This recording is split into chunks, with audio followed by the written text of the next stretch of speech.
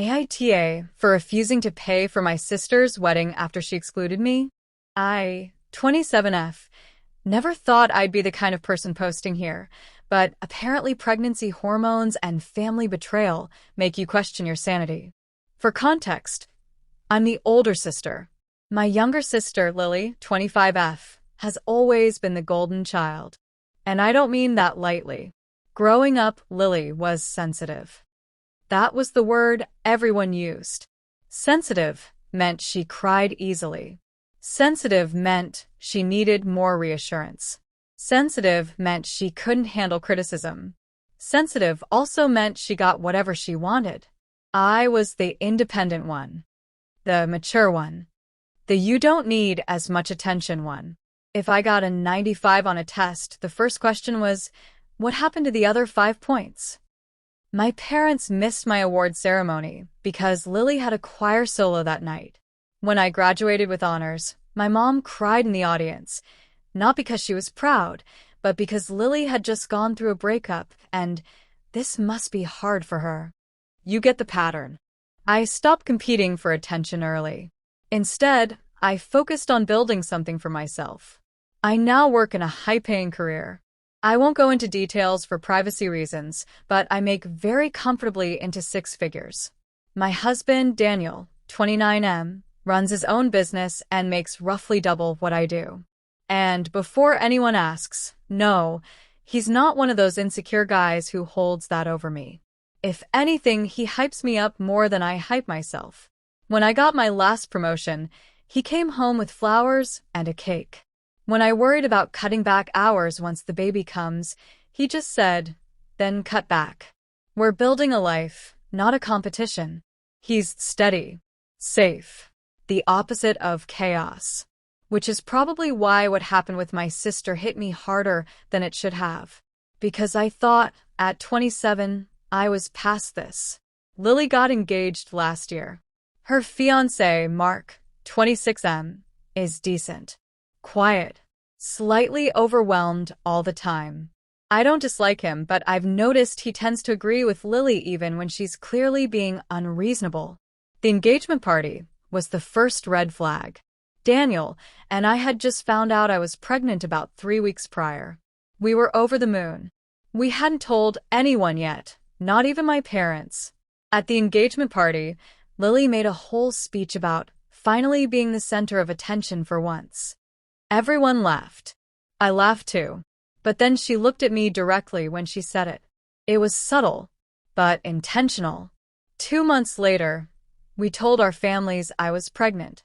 It was small, just immediate family at my parents' house. My mom screamed. My dad teared up. Lily froze. I remember that moment clearly. The way her smile didn't reach her eyes. She hugged me and said, "Wow. That's fast." I've been married 3 years. The rest of the night, she barely spoke to me. Every time someone asked about due dates or names, she would redirect the conversation back to venues, color palettes, floral arches. At one point she said, half joking, "Well, I guess my wedding won't be the only big event this year." And my mom actually said, "We'll just have to make sure Lily still gets her moment." I laughed because what else do you do? But something shifted that night.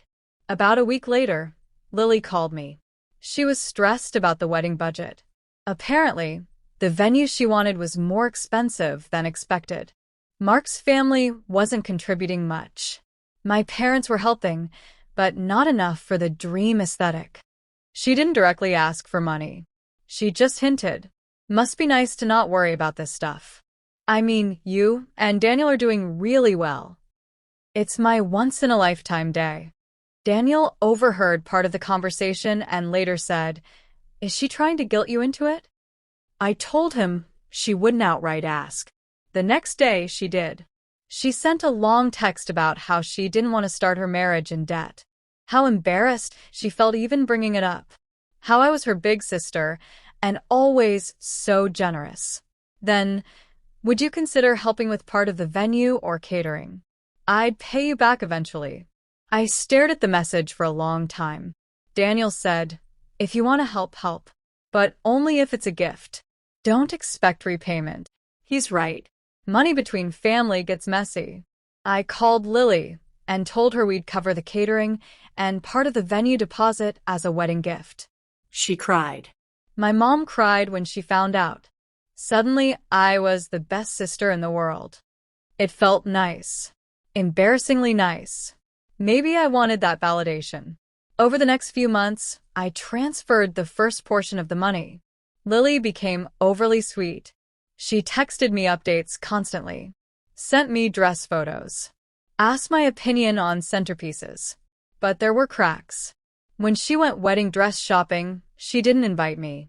I found out through Instagram. When I asked about it casually, she said, "Oh, I just wanted it to be low-key." Her bridal shower planning group chat mysteriously never included me. Again. "Oh, I assumed you'd be tired with the pregnancy." I was 5 months along. Not bedridden. Still, I swallowed it. Then came the bridesmaid announcements. A post photo of her 5 friends, captioned, "Bridesmaids." I wasn't one of them. I wasn't shocked exactly, but it still stung. When I asked, she said, "I just didn't want to stress you out. You'll be heavily pregnant." My due date is 2 months after her wedding. Heavily pregnant, sure, but capable of standing, capable of existing. Daniel was less diplomatic. "She's phasing you out," he said flatly. I told him he was overthinking it. I wanted to believe that. Then, about 3 weeks ago, something happened that changed everything. I went to my parents' house. Lily was there. She didn't know I was coming. I walked in just as she said, "I just don't want her at the wedding looking all glowing and pregnant. Everyone will be fawning over her. It's supposed to be my day." Silence. "Then my mom will handle it." I froze in the hallway. Lily continued, "She always has to outshine me. Good job. Perfect husband. Now a baby? I just want one thing that's about me." My heart was pounding so loud, I barely heard the rest. My mom said softly, "Maybe it's best if she sits this one out."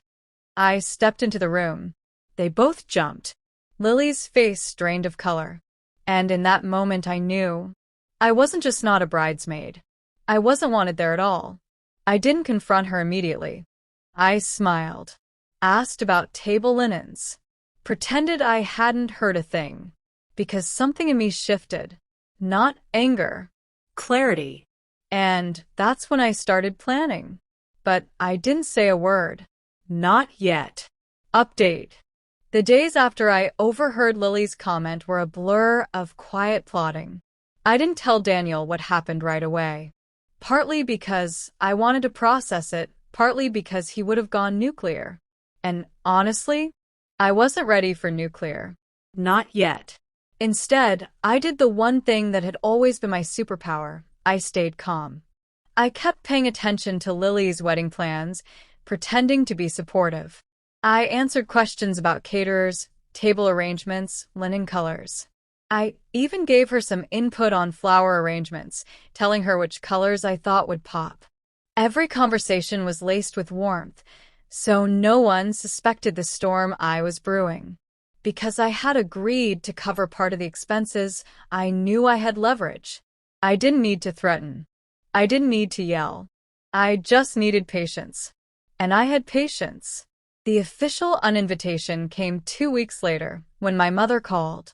I was expecting congratulations or a casual chat about the baby.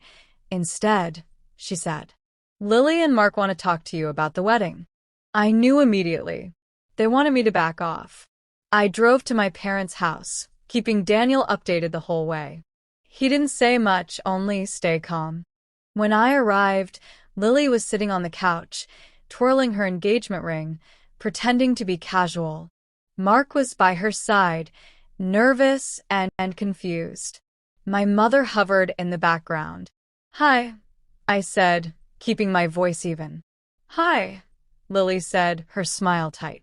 Then she said the words that stung more than anything I'd heard in years. "About the wedding, we were thinking, maybe it's best if you don't come." I blinked. "You don't want me there?" "It's for the best," my mom interjected. You'll be heavily pregnant, and it's our daughter's day. Everyone will, I looked at Lily. Her face was a mask of fake sweetness. It's not about the pregnancy, she said, almost too quickly. It's just easier if you aren't there. I nodded. I didn't cry. I didn't shout. I didn't storm out. I simply said, "Okay, I understand. I'll step back." Inside, a storm was raging. Outside, I smiled. And in that moment, my plan solidified. Over the next few weeks, Lily and Mark scrambled. They had budgeted for the wedding, assuming my contribution. They were blissfully unaware I had overheard the real reason I was excluded. I stayed quiet. Every text I sent, every call I answered, was calm, warm, and supportive.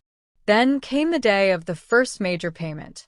"Just checking that you'll be able to cover the rest of the amount next week?" Lily asked over the phone. I hesitated ever so slightly. "Actually, we'll need to hold off for now. Something came up." "Something? What?" she asked, panic rising. "Just some unexpected expenses," I said, voice steady. I hung up. Inside, I was smiling. I knew exactly what would happen. Lily had planned every detail, assuming my money would cover it. Without it, the budget would implode. Vendors would demand deposits. Caterers would have to be downsized. Decorations would be scaled back.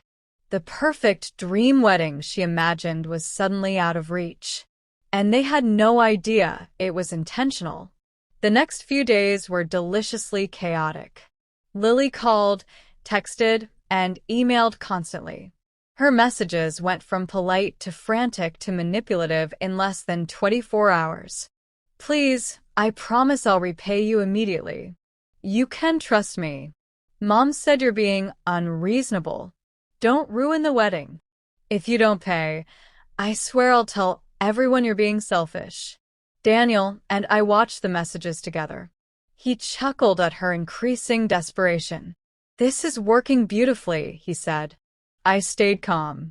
I didn't reply. I didn't negotiate. I didn't justify. The family tried everything. My mom begged. "She's your sister. Don't do this." I shook my head. I am her sister. That's exactly why I can't let her treat me this way. My dad tried the guilt route. "We've always supported you." "Don't make this about money." I smiled politely. "It's not about money. It's about respect." Lily resorted to every manipulation in the book. Gaslighting, crying, shaming. She even tried to threaten me with social embarrassment. Daniel, sitting beside me, simply said, "You don't even have to respond." By the third day, the wedding budget had officially collapsed. The caterer called, threatening to cancel if deposits weren't made. Floral arrangements had to be replaced with cheaper alternatives. The rented hall had to switch to a smaller room. Guests were notified of changes. And Lily? She was a mess. A perfect picture of a controlling person losing control. I stayed calm. My parents were furious. "Just pay her," my mom shouted at me in a private conversation. "No," I said quietly. "She doesn't get to treat me like this." And I realized something. For the first time in my life, I wasn't competing for attention. I wasn't apologizing for existing. I wasn't trying to be the good daughter or the generous sister. I was free.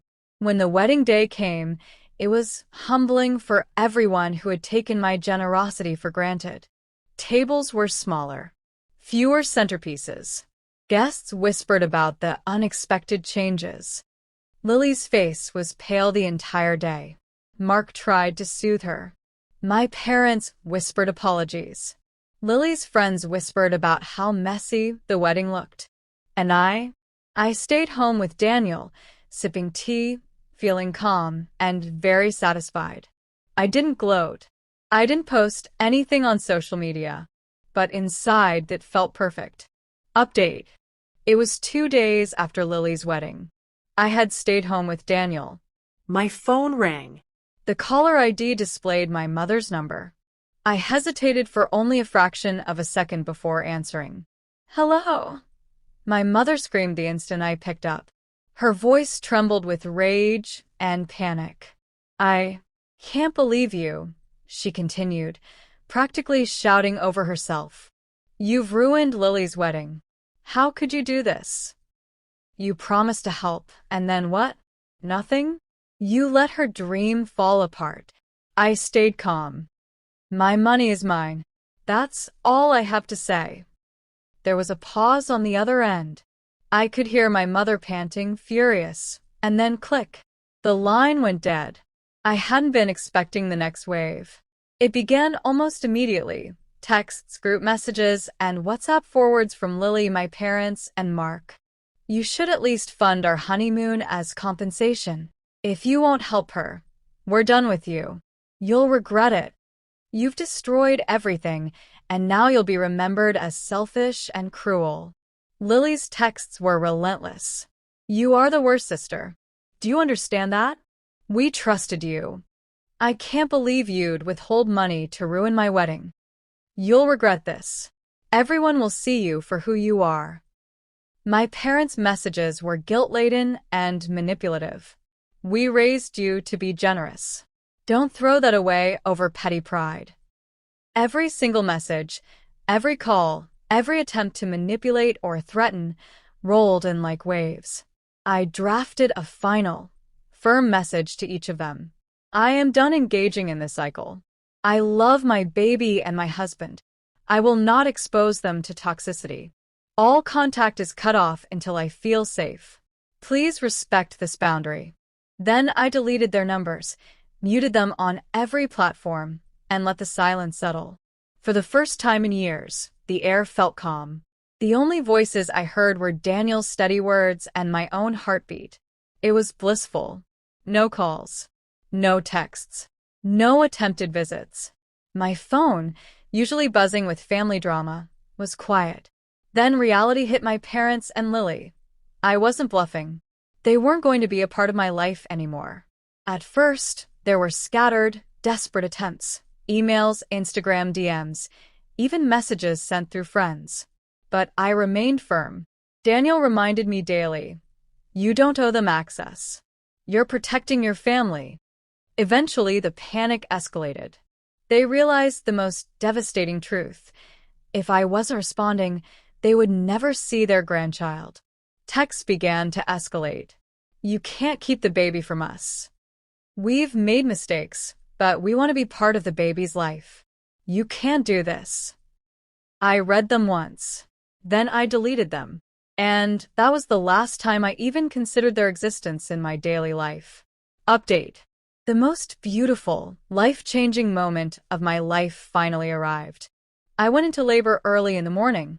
Daniel never left my side, calm and reassuring, his hand holding mine through every contraction, every pang. His quiet encouragement kept me going. Hours later, Elias entered the world. He was perfect, tiny fingers curling around mine.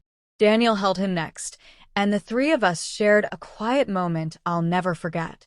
No drama, no intrusive family members, no pressure, just love, warmth, and the safety of our little family. I whispered his name, feeling tears roll down my cheeks. "Elias," I said softly, "you're ours and ours alone." The very next day, messages started arriving again. Lily demanded pictures. "I want to see him. Send me a photo." My mother pleaded. "We just want to hold him once." My father sent long texts about family traditions and missing milestones. I didn't reply. Not once. Lily escalated quickly. She tried threats. "If you don't send pictures, I'll make sure everyone knows you're keeping your own child from us." Daniel, calm as ever, placed his hand on mine. "Do not engage. Let it go. Elias doesn't need them." I blocked her on all platforms. Our days became consumed with Elias. Diapers, feedings, naps, playtime. Every day was structured around his needs, and Daniel and I took turns making sure he had stability, attention, and love. We walked in the park. We read bedtime stories. We celebrated his first laugh, his first crawl, his first words. Every milestone was ours, free from judgment, bias, and comparison. We established routines, feeding schedules, nap times, and weekend rituals. Our home became a sanctuary. No one barged in with demands or opinions. No one tried to manipulate us. No one competed for attention. Lily and my parents eventually stopped trying. They realized I was serious.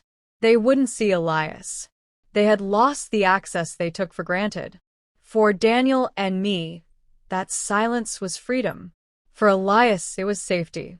The golden child chaos, the manipulation, the jealousy, the entitled demands, they were all behind us. We had our family, our peace, and our little boy. And sometimes, the sweetest satisfaction comes not from revenge or confrontation, but from protecting what truly matters and living happily. Our life was ours. Clean. Free. Full of love. No toxic interference. No golden child drama. Just our family, flourishing in the way we always deserved.